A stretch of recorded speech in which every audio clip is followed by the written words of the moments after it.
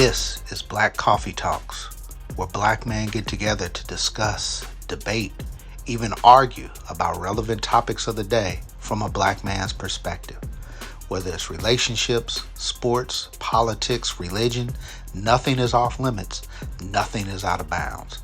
So put your big boy pants on, grab you a cup of coffee, and let's get into some bold, dark, but unsweetened dialogue. This is Black Coffee Talks with your host, Rodney Cork. Let's get it.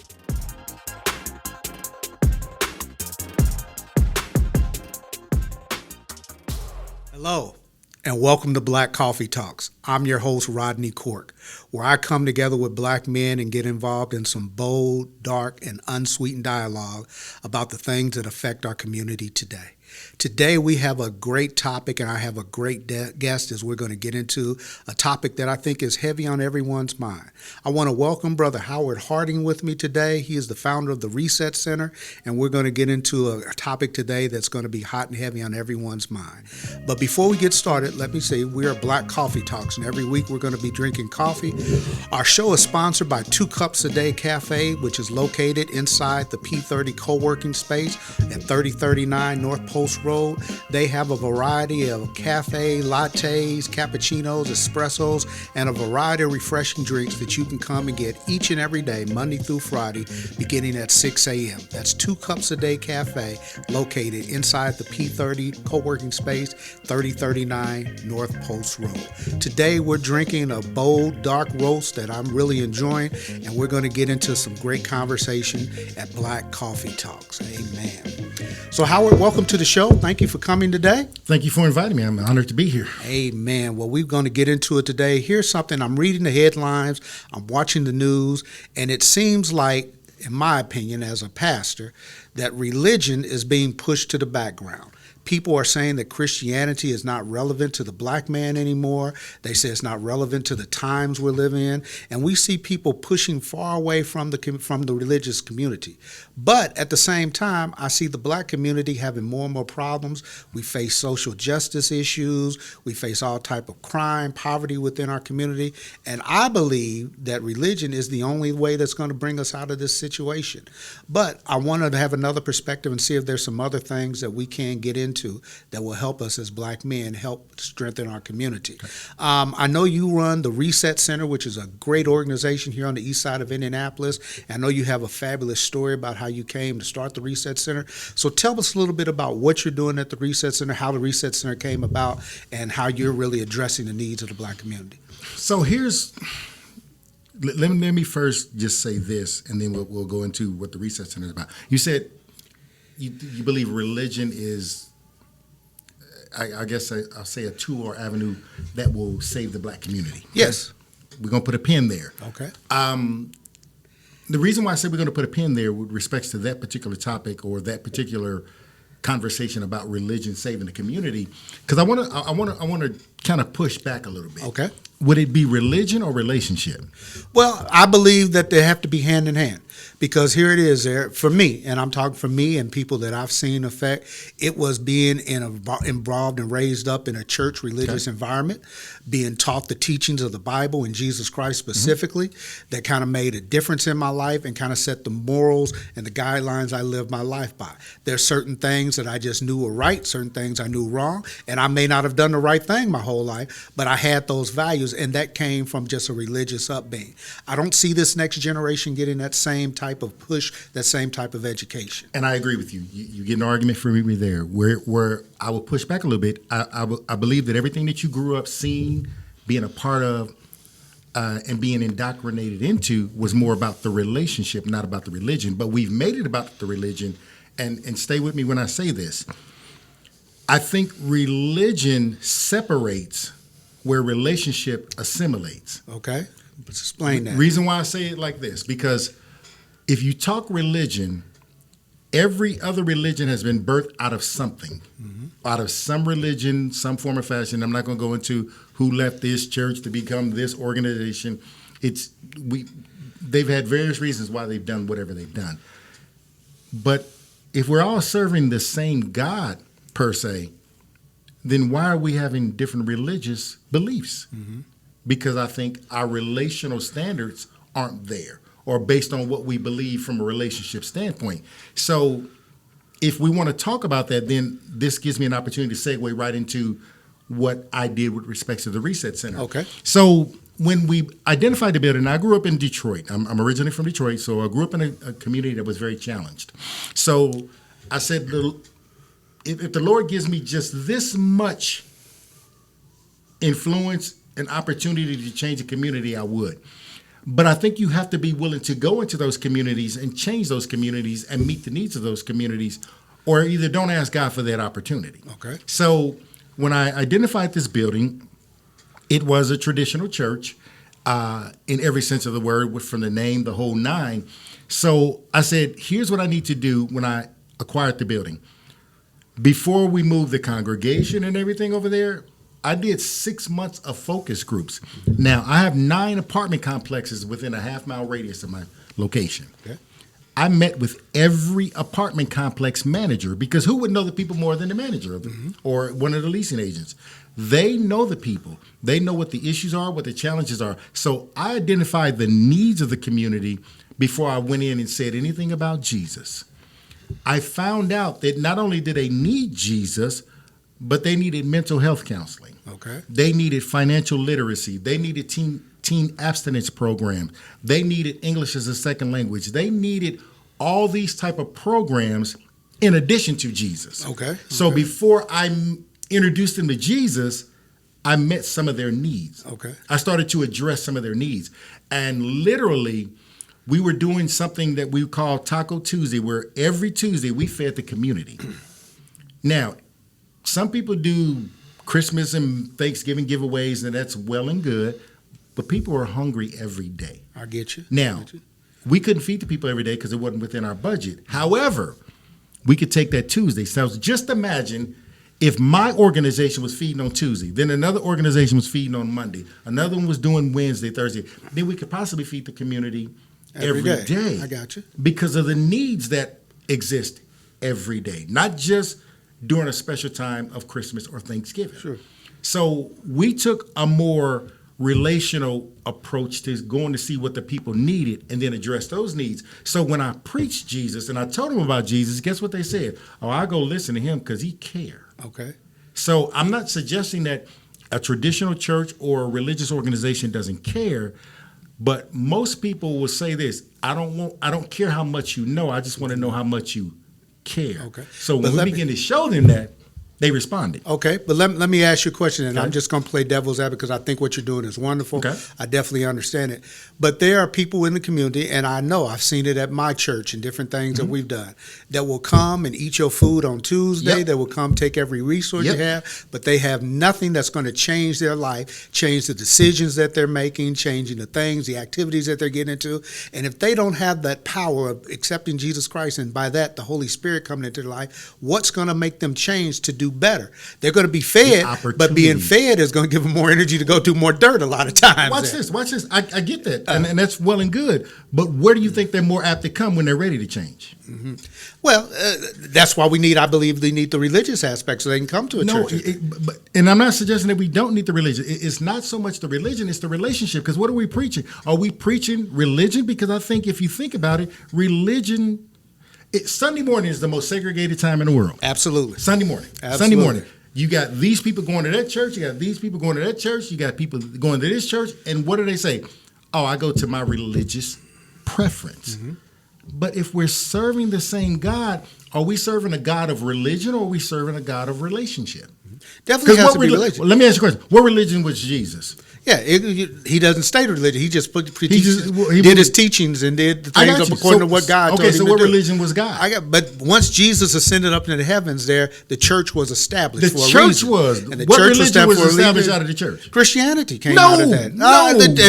Initially, it evolved into Christianity. Tell me what's a Christian. They would start being called Christians for worship. Called what? Called Christians. Okay. After the Antioch there, and then they start the So people that they were doing to be Christ-like.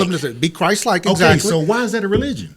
It's been termed a religion. It's been turned to religion. Exactly. So But it's what we it? find. It's a set standard that people practice in order to go closer to God, to have a set rule of Closer to list God of for rules what? and religion. For a relationship. For relationship, Or relationship religion. is definitely the piece that So we have why to get we made understand. religion the But you foundation? have to have an actual set standard or foundation that people can build on. If you go and you have people come and get all these needs met, which is a wonderful thing there, Okay. and now they're happy, they have everything, what are they going to rely on to go to that next level there? The relationship with Christ, Okay. not the relationship with a religion. Because here's the thing: what do you do? Do you think that religion is going to save them, or Christ is? Christ is the only thing that's going to save them Thank there. you. Yeah. So why do we preach religion? But how do we get Christ to them there? Through feeding them, through just giving them programs.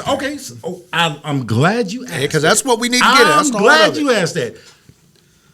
Everywhere Jesus went, what was the first thing he did? Did he preach or teach? Or did he meet needs? He did both. What did he do first?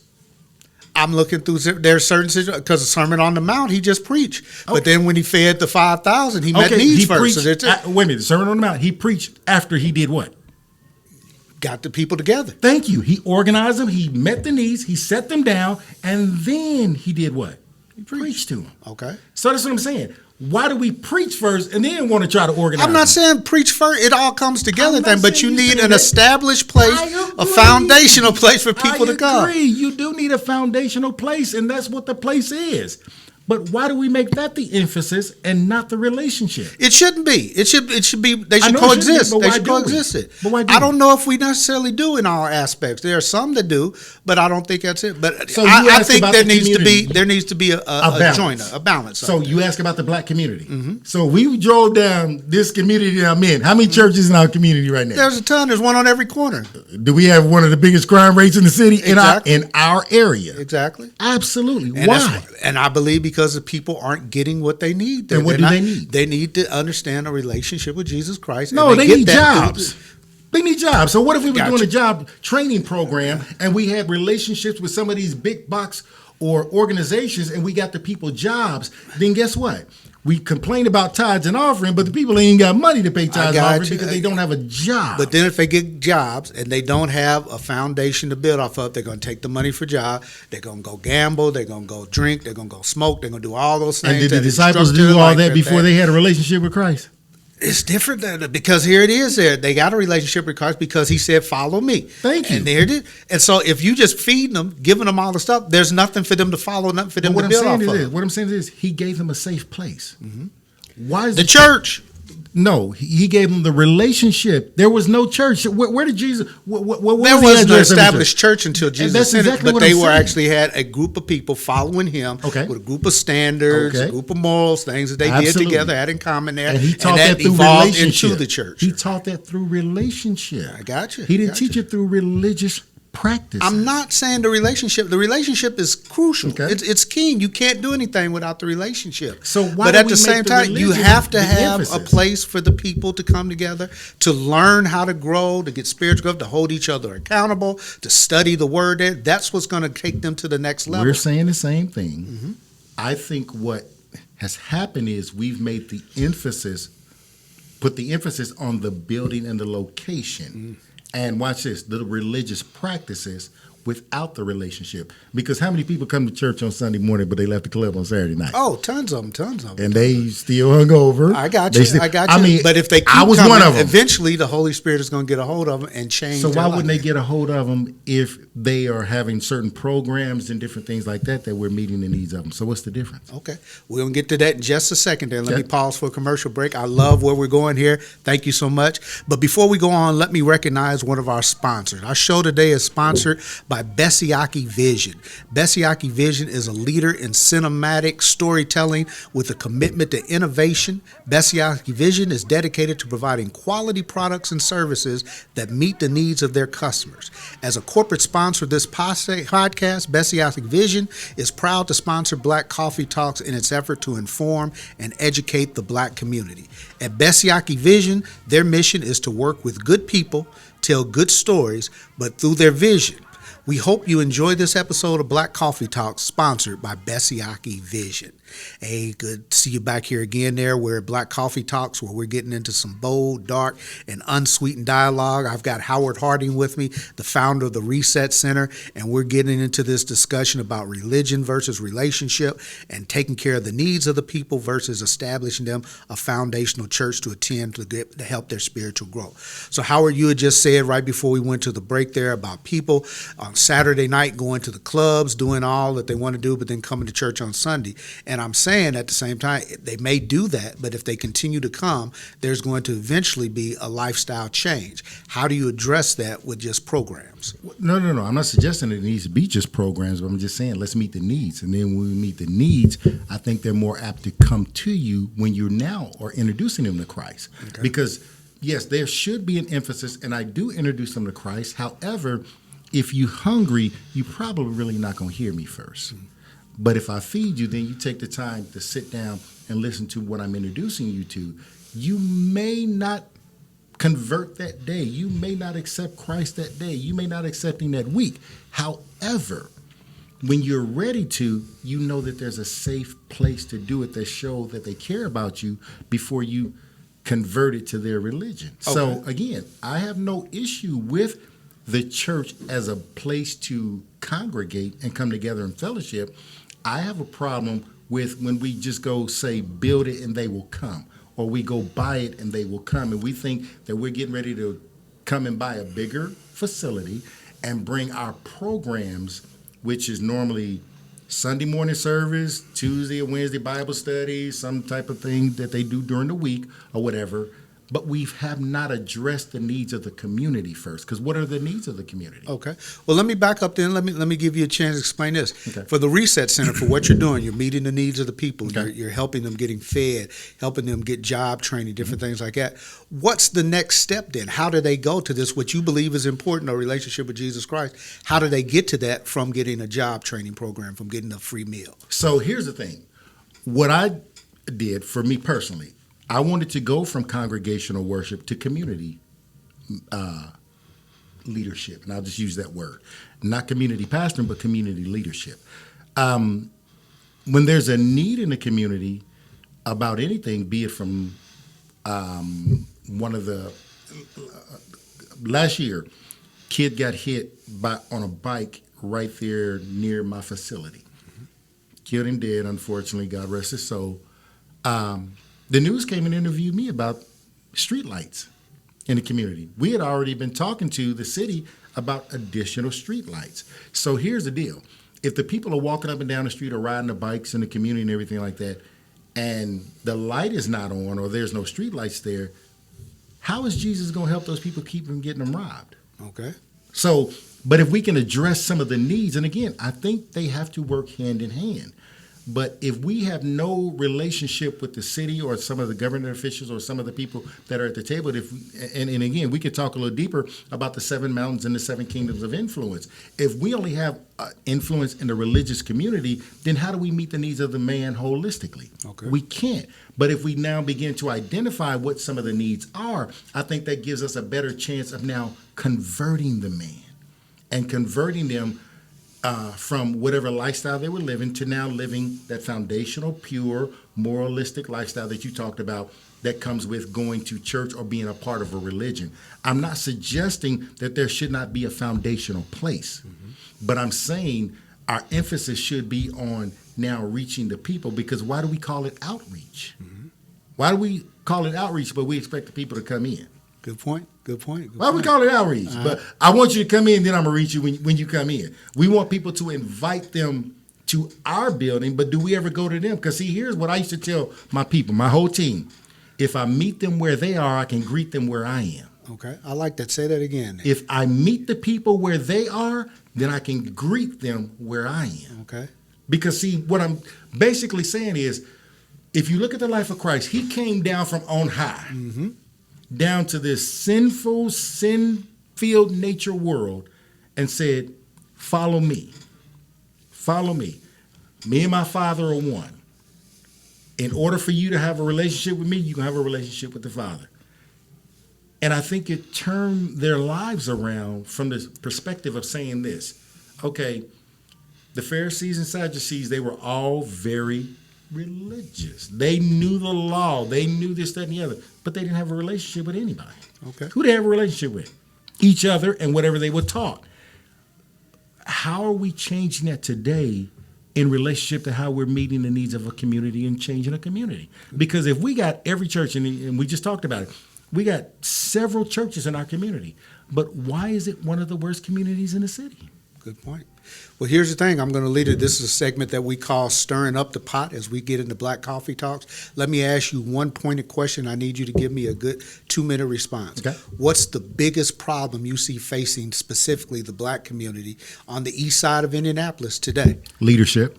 Explain that. We're lacking leadership because everybody want to be a leader, but nobody wants to be a servant leader. Mm-hmm. So when are we really ready, willing, and able to go into the areas that are the most challenging, some of the projects, and just go and talk to the people, see what's going on, see why does this single mother have 3 kids, 3 different baby daddies, and pregnant with a 4th?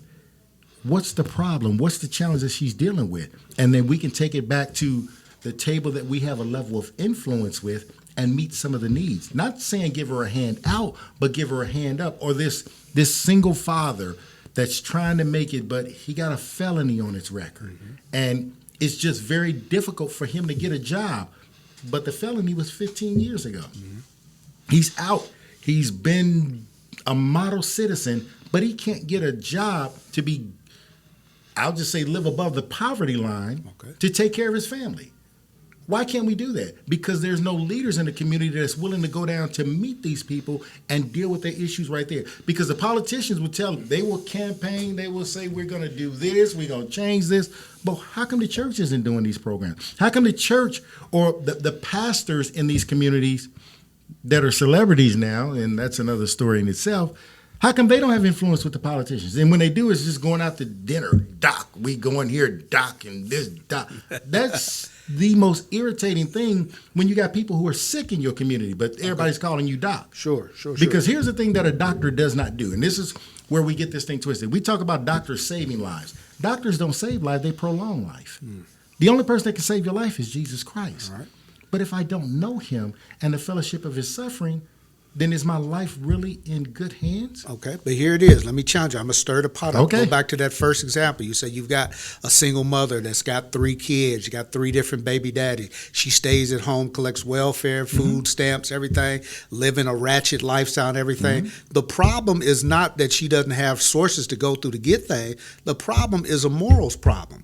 It's a problem that her morals and beliefs are below the standards that are set for a successful person in society. Her morals are teaching her environment. It's both. No. Let me get there. I'll take it back. It's morals, everything there. Okay. Because you believe that it's okay to sit at home and let the government feed your family. You believe that it's okay to have children by 3-4 different people. I believe and it, or raise that's all them I've been below exposed to and been taught. It doesn't matter, but you know right from wrong. And here's my point that I'm trying to bring on it. If you're raised in a religious environment with an established foundation church, you'll be taught the moral standards that are going to equip you for success, and know that ain't it. So stay with me. I like that you said that. You're so going to be taught you that. mean tell me that the young ladies in the church ain't got 2 or 3 babies and they single mothers? There's some in the church. There's definitely some in the church there. But here's the difference. I'm gonna tell you the difference. Okay, tell me the difference. The ones in the church there doing just as bad as wrong as the other thing. Okay. But there's a chance for them to grow because they're being exposed to something that's going to teach them a better way. Don't have a chance She's not going to be exposed to it if all you're doing is giving her more resources.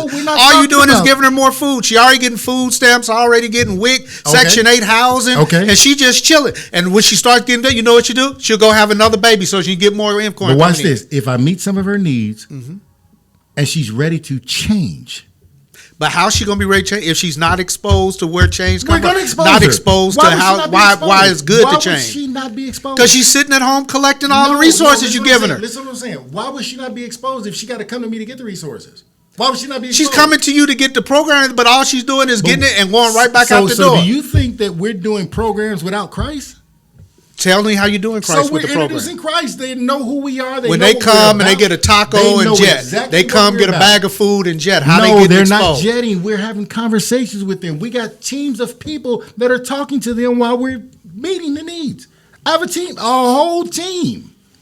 And what are they doing with those people? They're doing different things with respects to, and let me just say it like this because I want to use this word very carefully, meeting them where they are. So again, when there's an opportunity and a time in their life when they need to be converted, they know that those people show me that they care about me. They're witnessing to them. They're telling them, hey, I was once where you are. I'm one decision. We're all one decision of being away from somebody that's we call ratchet. I agree. Somebody that's locked up. I just went to a meeting this morning, and there was a bunch of men who gathered, and they talked about doing prison ministry. And they're doing it, and they do it on a large scale. However, if they go in there with a judgmental mentality, then I think we lose the people. But if they go in there with the mentality of saying, that could have been me.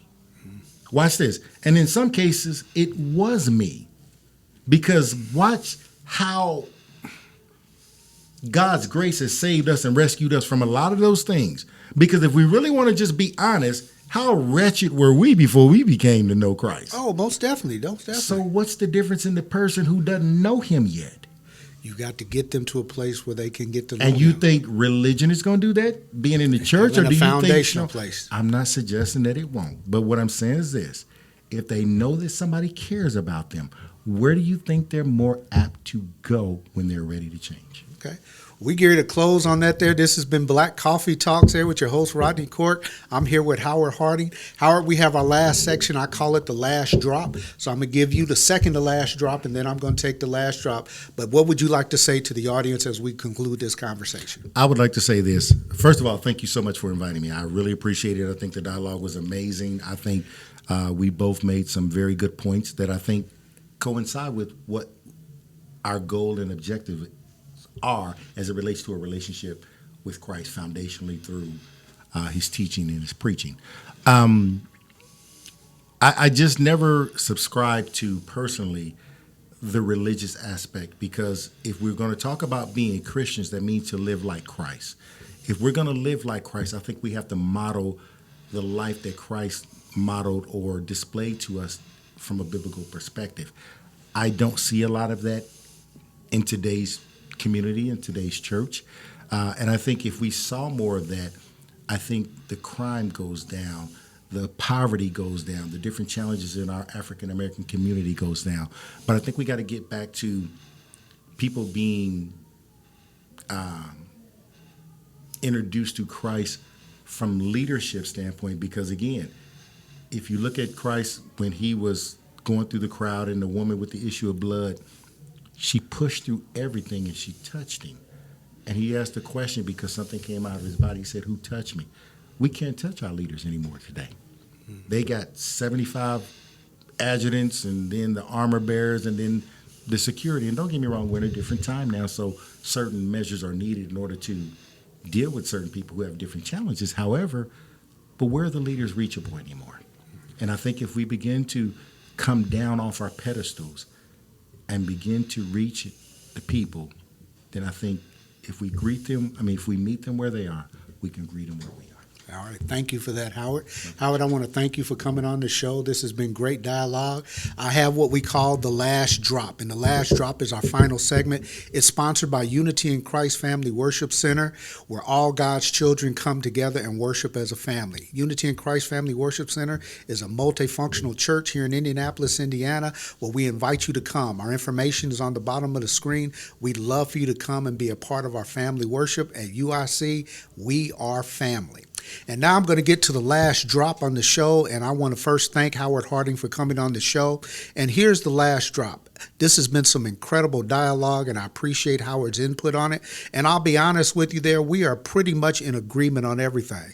As far as the show, it's part of my job to be devil's advocate or just take the counterpoint to kind of enforce some dialogue. But I am wholeheartedly in agreement with Brother Howard Harding's stance that we must meet the needs of the people in order to get them to convert to a better living lifestyle and accepting a life of living and following Jesus Christ. I love what he said there, that you cannot get the people people to follow you there if you don't take care of their needs first. People don't care how much you know until they know how much you care. And by going in and meeting the needs of the people, taking care of the basic needs of life, food, shelter, employment, those things are going to kind of endear the people to want to know more about you and want to then know more about your God and your religion. So I wholeheartedly support community outreach as probably the key to really reaching people for Christ. I believe that's a lot of things where we go wrong in this, where we want to invite people to church, but we have nothing for them once they get there other than a good song and maybe a shout that they don't even understand what people are shouting about. We've got to do a better job of establishing the love of Jesus Christ, who met the needs of the people and then introduced them to a relationship with him and invited them to follow him. When we take care of the needs of the people first, then I think it opens up the door for us to go deeper, expose them to a relationship with Jesus Christ, allow the Holy Spirit to take over their body and lead them out of poverty into a righteous lifestyle. That's the last drop on Black Coffee Talks. I want to thank you for tuning in today. Tune in each and every week as we get into bold, dark, and unsweetened dialogue among Black men about issues that affect our community. Thank you for joining in today. We'll be back soon. May God bless you. May God keep you. Take care.